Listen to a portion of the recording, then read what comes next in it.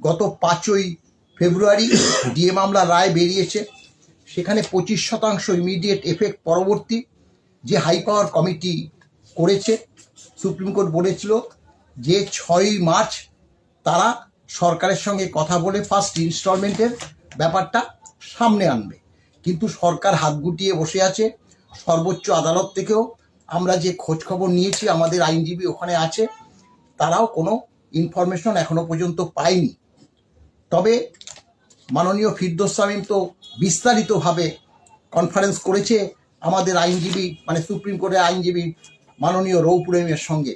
তাই আপনারা এই ব্যাপারটি বিস্তারিতভাবে আমাদের মাননীয় ফিরদৌস শামীম আজকে তা ব্যাখ্যা করবে, শুনুন তার মুখ থেকে। দেখুন, আপনারা রায় সম্বন্ধে অলরেডি জানেন যে রায় কি ছিল। 16ই মে 2025 অন্তর্বর্তীকালীন নির্দেশ ছিল 25% এরিয়ার দিয়ে মিটিয়ে দিতে হবে। সেটা না মিটিয়ে তারা 6 মাস সময় চায়, এবং সেই 6 মাস সময় যে অ্যাপ্লিকেশন করেছিল 6 মাস সময় চেয়ে, সেই অ্যাপ্লিকেশন সহ আমরাও সেই সময় কন্টেম্প করেছিলাম। সেই সমস্ত অ্যাপ্লিকেশনগুলো ডিসপোজড অফ করে দেওয়ার পরে আলটিমেট যে রায় দিয়েছে, সেখানে 16ই মে 2025 সেই অর্ডারটিকে কোর্ট করে দিয়েই সুপ্রিম কোর্ট বলে যে সেই ইন্টারিম ডিরেকশনটাকে ইমিডিয়েটলি কমপ্লাই করতে হবে, অর্থাৎ 5ই ফেব্রুয়ারি 2026 কমপ্লাই করতে হবে। সেই কমপ্লায়েন্সটা এখনো পর্যন্ত হয়নি, কারণ আপনারা টাকা পাননি। তারপরে এই কমপ্লায়েন্স যেহেতু হয়নি, আমরা কন্টেম্প নোটিশ দিই। তার পরিপ্রেক্ষিতে আমরা জানতে বুঝতে চাই যে তারা কমপ্লাই করছে কিনা, না তারপরেও করেনি, তখন কন্টেম্প অ্যাপ্লিকেশন করি। এখনো পর্যন্ত কন্টেম্প অ্যাপ্লিকেশনটি সুপ্রিম কোর্টের সামনে পেন্ডিং। সুপ্রিম কোর্ট নির্দিষ্টভাবে নির্দেশ দিয়ে বলেছে একটা কমিটি তৈরি করে দিয়ে যে টোটাল অ্যামাউন্ট কত টাকা পেমেন্ট করতে হবে এবং কতগুলো ইনস্টলমেন্টে পেমেন্ট করতে হবে, এই দুটো এক্সারসাইজ 6 মার্চ 2026 মধ্যে কমপ্লিট করতে হবে।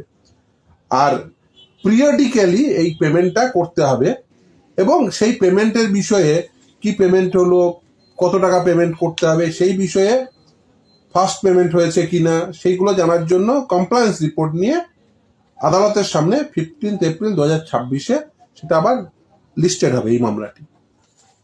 ফলে এখনো পর্যন্ত যেহেতু আদালতের যে নির্দেশ যে 25% এরিয়ার দিয়ে ইমিডিয়েট মিটিয়ে দিতে হবে, অর্থাৎ যেদিন এই নির্দেশ হয় 5ই ফেব্রুয়ারি 2026, সেই নির্দেশ এখনো পর্যন্ত পালিত হয়নি। সেই জন্য কন্টেম্পট অ্যাপ্লিকেশনটি সুপ্রিম কোর্টের সামনে পেন্ডিং, যেটা কনফেডারেশন অফ স্টেট গভর্নমেন্ট এমপ্লয়িজের পক্ষ থেকে মলয় মুখোপাধ্যায় বললেন যে হ্যাঁ তারা করেছেন, সেটা এখনো পেন্ডিং। সেইটি আমরা চেষ্টা করছি যাতে দ্রুততার সঙ্গে সেটি তোলা যায়, এবং সেখানে যাতে এই 25% এরিয়ার দিয়ে মিটিয়ে দিতে বাধ্য থাকেন রাজ্য সরকার। তার কারণ সুপ্রিম কোর্টের নির্দেশ আপনারা অনেকেই হয়তো উদ্বিগ্ন হচ্ছেন, পালন করতেই হবে। এখানে কোনো প্রকার কোনো জায়গা নেই। নির্দেশ পছন্দ হতে পারে, অপছন্দ হতে পারে, কিন্তু সেই নির্দেশ পালন করতেই হবে, কারণ আদালতের নির্দেশ। আদালতের নির্দেশ আপনি অমান্য করতে পারেন না যতক্ষণ পর্যন্ত না কোনো উচ্চতর আদালত বা সেই আদালত যতক্ষণ পর্যন্ত সেটা অল্টার করছে। দেখুন, সুপ্রিম কোর্ট সর্বোচ্চ ন্যায়ালয়, সেই সর্বোচ্চ ন্যায়ালয়ের নির্দেশ পুনর্বিবেচিত হওয়ার যোগ্য কি যোগ্য না সেই নিয়ে আলাপ আলোচনা আপনাদের মধ্যে থাকতে পারে, কিন্তু নির্দেশ যতক্ষণ পর্যন্ত রয়েছে সেই নির্দেশ বলবৎ করতেই হবে, এবং সেই জন্যই কন্টেম্পট অ্যাপ্লিকেশন, এবং আমরা কন্টেম্পট করেছি, আদালতের সামনে বিচারাধীন।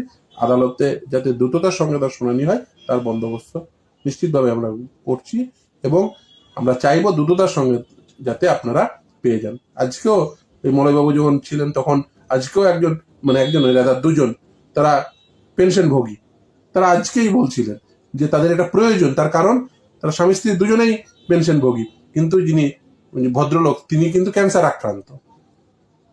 এই মলয়বাবুকে ধন্যবাদ দিয়ে ভদ্রমহিলা বলছিলেন যে উনি ক্যান্সার আক্রান্ত, এই টাকাটা আমাদের প্রয়োজন, এবং সেই ক্ষেত্রে এই যে মানুষগুলোর এই টাকাগুলো প্রয়োজন, সেই সাপেক্ষে আমি মনে করি ইমিডিয়েটলি এই টাকাটা 25% এরিয়ার দিয়ে মিটিয়ে দেওয়া, এবং তার ফার্স্ট ইনস্টলমেন্ট নির্দিষ্ট সময়ের মধ্যে মিটিয়ে দেওয়া, টোটাল কত টাকা পেমেন্ট করতে হবে সেই সম্পর্কে বিস্তারিতভাবে যে নির্দেশ আদালতের নির্দেশ রয়েছে সেই নির্দেশ মোতাবেক কাজ হওয়া, এটা সম্পূর্ণটা জরুরি হওয়া উচিত। এবং সেই জন্যই কন্টেম্পট অ্যাপ্লিকেশন যেহেতু হয়নি, তাই কন্টেম্পট অ্যাপ্লিকেশন উইলফুলি ডিসঅবে করতে পারেন না আদালতের নির্দেশকে। নমস্কার বন্ধু, পরবর্তীকালে যদি সর্বোচ্চ আদালত থেকে কোনো ইনফরমেশন আমরা পাই আপনাদেরকে সঙ্গে সঙ্গে এবং জানিয়ে দেব।